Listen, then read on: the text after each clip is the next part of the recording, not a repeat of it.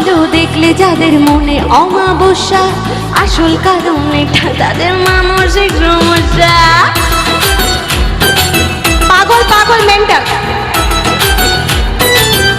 সবাই বলো।